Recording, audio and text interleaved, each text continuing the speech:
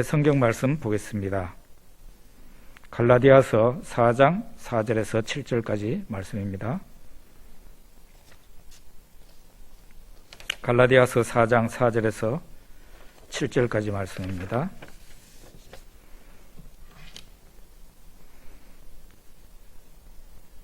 읽어보겠습니다. 때가 참에 하나님이 그 아들을 보내사 여자에게서 나게 하시고 율법 아래에 나게 하신 것은 율법 아래에 있는 자들을 속량하시고 우리로 아들의 명분을 얻게 하려 하심이라. 너희가 아들이므로 하나님이 그 아들의 영을 우리 마음 가운데 보내사 아빠 아버지라 부르게 하셨느니라. 그러므로 네가 이후로는 종이 아니요 아들이니 아들이면 하나님으로 말미암아 유업을 받을 자니라. 아멘.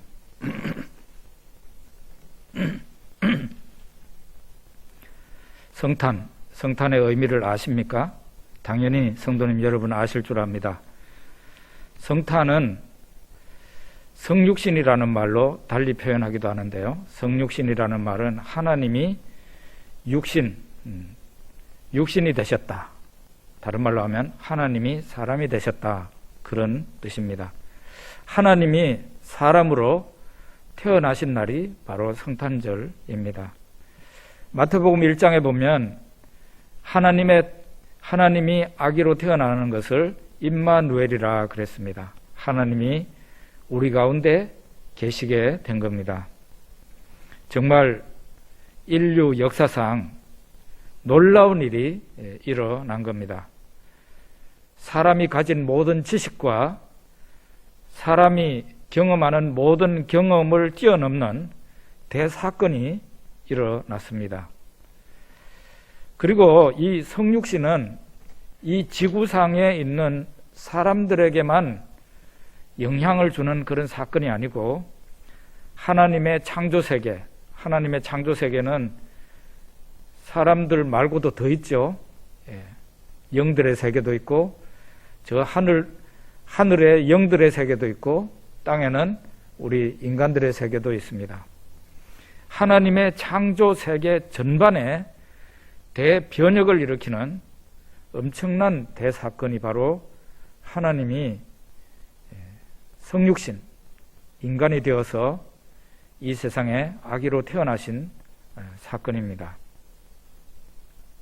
다시 한번 말씀을 드리면 예수님의 탄생은 지구상에 있는 모든 사람에게만 영향을 주는 그런 사건이 아니라는 거예요. 당연히 지구상에 있는 모든 사람들에게 영향을 주는 사건이지만 그 이상이라는 겁니다. 하늘과 땅, 영적인 세계와 인간의 세계, 그리고 전 우주에 영향을 주는 대반전의 대사건입니다. 성탄으로 인해서 예수님이 이 세상에 오심으로 인해서 하늘과 땅이 재편되는 겁니다. 우리가 성경을 읽어보면 하늘에도 땅에도 온갖 모순과 혼란이 있었습니다. 심지어는 하나님을 대적하는 세력이 영계에도 존재하고 있었습니다. 아시죠? 악한 영들, 마귀와 마귀의 추종자들, 그 하나님을 대적하는 세력들이에요. 그들이 있고 또 사람들 가운데서도 하나님을 대적하는 자들이 지구상에 아마 대부분이라고 말을 해야 될 겁니다. 하나님께서는 예수 그리스도의 탄생을 통해서 이와 같은 하늘과 땅의 모순 현상, 하나님을 대적하는 현상을 일소하시기를 원하셨어요. 재편하시기를 원하셨어요. 그래서 하나님을 대적하는 모든 악한 마귀와 타락한 천사들, 그뿐만 아니라 지상의 사람 가운데 하나님을 경외하지 않는 사람들, 하나님 앞에 엎드리지 않는 사람들 다 소멸하기 위해서 이 세상에 예수님이 오신 것입니다. 그래서 에베소 1장에 보면 하나님께서는 예수 그리스도 안에서 통일을 원하셨다는, 통일, 하나님을 대적하는 세력들이 다 없어지고 완전히 하나님 중심으로 재편되는 그런 현상을 하나님께서 만들기 위해 그 시발점이 바로 하나님이 인간이 되어서 이 세상에 태어나시는 이 성탄절이 시발점인 겁니다. 4장 4절, 갈라디아서 4장 4절 보겠습니다. 같이 읽죠. 때가 차매 하나님이 그 아들을 보내사 여자에게서 나게 하시고 했습니다. 하나님이 정하신 때가 되었습니다. 그거를 때가 차매 이렇게 말합니다. 그때에 하나님의 아들이 사람이 되어서 세상에 태어나시게 된 겁니다. 하나님께서 하나님의 아들을 보냈다 그랬어요. 그리고 여자에게서 나게 하셨다. 굉장히 특이한 표현이에요. 여자에게서 나게 하셨다. 이 말은 다름이 아니고 예수님이 마리아와 요셉 사이에 그 부부 사이에서 태어난 아기가 아니라 동정녀 마리아, 남자의 영향이 없는 오직 여자의 몸에서, 동정녀 마리아의 몸에서 하나님의 아들 예수님이 잉태가 되셨고 태어났다는 그런 뜻이에요. 여자에게서 나게 하시고 바로 그런 뜻입니다. 하나님이 마리아에게 성령으로 역사하셔서 매우 신비로운 방법으로 잉태가 되셨고 때가 되매 그가 세상에 태어나시게 된 겁니다. 창세기 3장 15절에 굉장히 오래전에 하나님께서 주신 말씀, 여인의 후손이 사탄의 머리를 부순다는 그 예언이 그대로 이루어지기 위해서 여인의 후손으로 우리 예수님 세상에 오신 것입니다. 이사야서 9장 6절을 한번 봅시다. 이사야서 9장 6절. 이사야서 9장 6절입니다. 이는 한 아기가 우리에게 낳고 한 아들을 우리에게 주신 바 되었는데 그의 어깨에는 정사를 메었고 그의 이름은 기묘자라 모사라 전능하신 하나님이라 영존하시는 아버지라 평강의 왕이라 할 것임이라. 하나님이 한 아기로 태어난다는 예언이에요. 이 예언이 예수님 오시기 전 700년 전 선지자인 이사야를 통해서 예언이 된 것입니다. 성경을 읽다가 초신자 시절에 성경을 읽다가 이런 부분을 만나면 굉장히 놀라죠. 그래서 어떤 사람들은 성경이 어떤 건지도 모르는 사람들은 예수님 탄생 후에 이런 이사야서 이런 말씀이 기록된 건가 그렇게 생각해요. 그렇지 않습니다. 예수님 탄생 전 700년 전의 선지자가 바로 이사야 선지자인데요. 이 이사야 선지자가 예언한 것이 한 아기가 이 세상에 태어나는데 그 아기는 전능하신 하나님이라 그랬어요. 그리고 영존하시는 아버지라 그랬습니다. 놀라운 일입니다. 하나님이 그러면은 꼭 인간이 되셔야 했는가? 하나님이 성육신 하셔야 됐는가? 그것이 바로 오늘 우리가 본문을 읽었던 그 본문에 나와 있습니다. 그 이유가 왜 하나님이 인간이 되셔야 했는가? 갈라디아서 4장 4절 5절 우리 같이 한번 읽어봅시다. 갈라디아서 4장 4절 5절입니다. 율법 아래에 나게 하신 것은 율법 아래에 있는 자들을 속량하시고 이런 말씀하셨습니다. 하나님이 그 아들을 보내사 여자에게 나게 하시고 율법 아래 나게 하셨다 그랬어요. 그 율법 아래 왜 오셨는가? 율법 아래에 있는 자들, 바로 여러분과 저요, 이 세상 죄인들이죠. 율법 아래에 있는 사람들입니다. 그 사람들을 속량하기 위해서. 속량이라는 것은 내가 대신 대가를 지불하고 그 갇힌 사람을 구해내는 거예요. 그게 바로 속량이죠. 하나님의 율법에 의하면 이 세상에 있는 모든 사람들은 죄인이 되었습니다. 모든 사람이 죄를 범하였음에 하나님의 영광에 이르지 못하더니 로마서 3장 23절에 이 세상에 있는 모든 사람들이 하나님의 율법을 어겼기 때문에 죄인이 된 겁니다. 그러면은 하나님 앞에 죄인이 된 이 죄인들은 그러면 어떻게 되는 건가? 그 죄의 대가를 받아야 되는데 성경에서는 명명백백하게 말하고 있어요. 그것 죄에 대한 대가는 지옥 형벌이다. 지옥형. 지옥에 가게 되는 거죠. 여러분 그런 생각 안 해요? 지옥 형벌이라고? 그것도 영원토록 꺼지지 않는 지옥불에 던져진다? 그건 너무 가혹하지 않아? 저 옛날에 제가 그런 생각을 한 적이 있어요. 왜 그렇게 가혹하게 벌을 내리시지? 그렇게 인간의 죄가 큰가? 아무리 생각해도 사람의 죄가 그만큼 안 큰 것 같은데 하나님의 형벌은 너무 가혹하다는 생각이 예전에 들었습니다.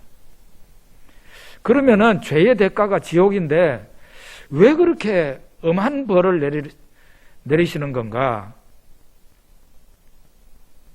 여러분, 죄의 본질은요, 모든 죄의 본질은 하나님을 하나님으로 대접하지 않고 하나님을 하나님으로 인정하지 않는 것입니다.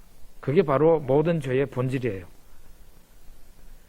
모든 죄는 하나님께 대한 반역이라고 보면 돼요.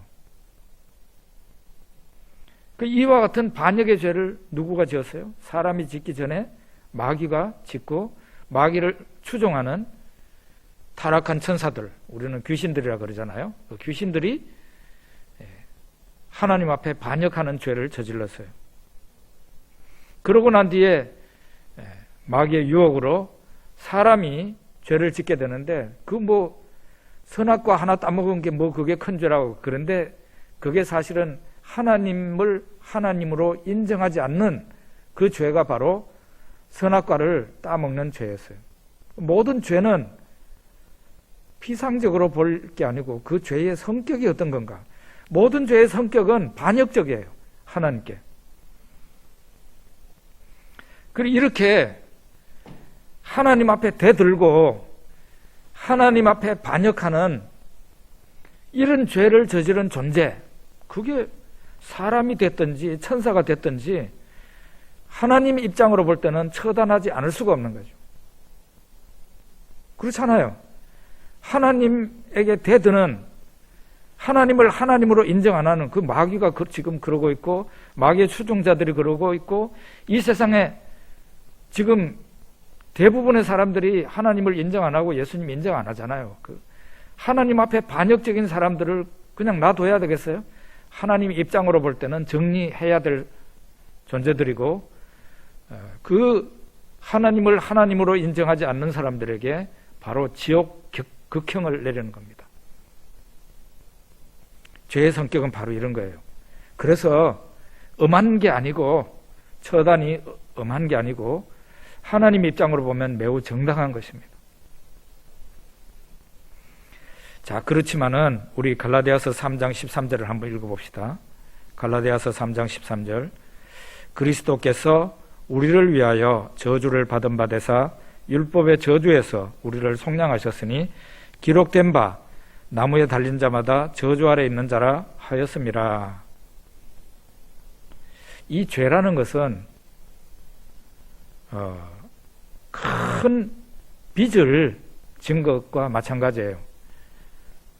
실제로 주기도문에 우리 죄를 사해달라고 하는 그 죄를 사해달라고 하는 주기도문에 그게 있잖아요. 내가 남의 죄를 용서해 준 것 같이 나의 죄를 용서해달라고. 중국어로 된 주기도문을 보면은요, 빚이라고 나와요. 그들은 고백을 해요. 내가 나에게 빚을 진 다른 사람을 사해 준 것처럼 하나님 내 빚을 탕감해 주세요. 그렇게 중국 기도문에는 그렇게 주기도문에 돼 있어요. 이 죄라는 것은 하나님께 큰 빚을 진 것과 마찬가지예요. 우리가 그 빚을 갚아야 되는데 그런 능력이 없는 거예요. 그 빚을 갚을 수가 없어요. 죄의 빚을 도저히 갚을 수가 없어요. 누군가는 나서서 여러분과 제가 지은 죄의 빚을 갚아줘야 되는데 하나님께서는 하나님의 아들 예수님을 보내셔서 하나님의 아들이 친히 사람들의 죄의 빚을 다 갚도록 그렇게 하신 거예요. 그게 바로 십자가의 죽으심입니다. 하나님의 아들이 그래서 죽으신 거예요.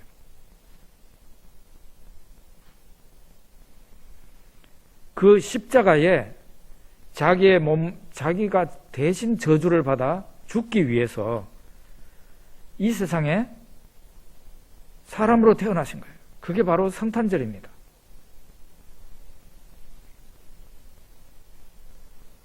사도 바울은 이렇게 예수 그리스도의 오심을 감격해 했습니다. 디모데전서 1장 15절에 나오는데요.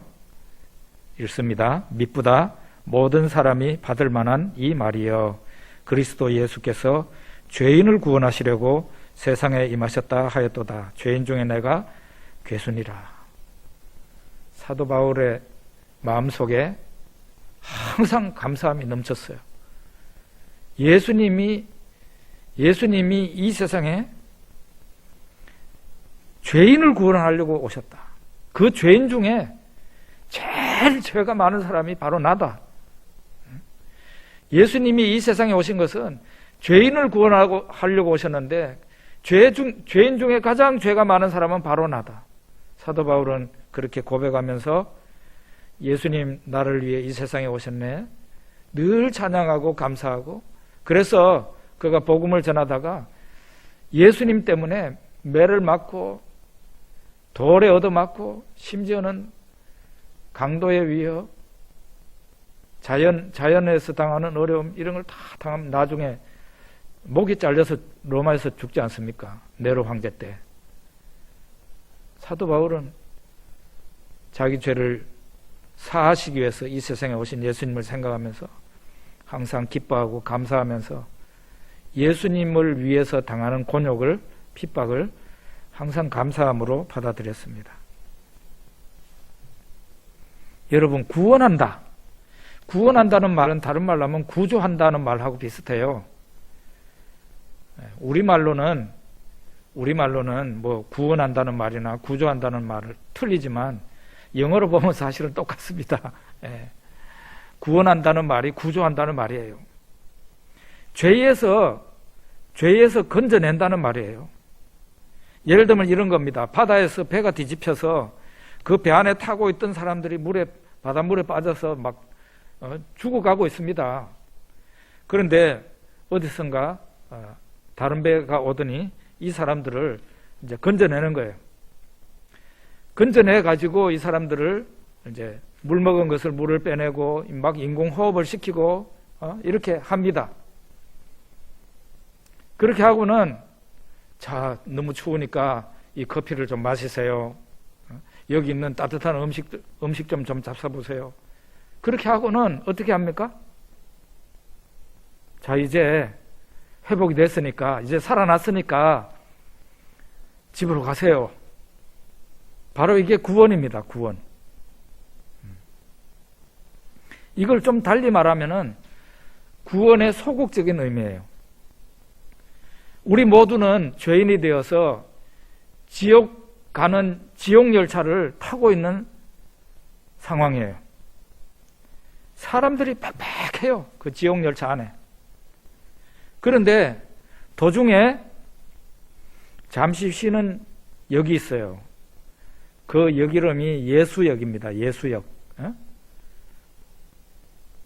예수님 이름으로 되어 있는 역이에요. 잠시 거기에서 정차를 하는 겁니다. 그 예수역에서는 문이 열려. 누구든지 예수역에 내리면 그 사람은 지옥 열차에서 하차하는 거예요. 그 문이 열렸을 때 빨리 예수역에서 내려야 돼요. 그런데 끝까지 자기가 지금 타고 있는 열차가 지옥 가는 열차인데도 그것도 모르고 계속 타고 있으면 궁극적으로는 지옥에 빠지고 말죠. 여러분과 저는 다행히 지옥 가는 열차를 타고 있다가 예수역에서 문이 열렸어요. 그때에 예수님을 믿고 예수역에 하차할 수 있게 된 것입니다. 지옥행 열차에서 벗어날 수 있었던 거예요. 이 예수역이라는 게 어떻게 해서 가능했는가? 하나님의 아들 예수님이 죄인들의 죄를 다 짊어지고 십자가에서 대신해서 다 저주를 받으셨어요. 그래서 누구든지 예수님을 믿으면 그 사람의 죄가 어떤 죄든지 간에 예수님이 다 탕감하시는 거예요. 예수님이 마지막에 십자가에서 죽으실 때 마지막으로 외친 말씀 기억하십니까? 다 이루었다. 다 이루었다는 말이에요. 근데 그 말이 성경 원어로 보면 내가 다 갚았다 그런 뜻이에요. 내가 다 갚았다. 다 갚아졌다. 다 지불되었다. 그런 뜻입니다. 상업적인 용어예요. 상업적인 용어. 여러분과 제가 지은 그 죄의 부채를 예수님이 다 갚았어요.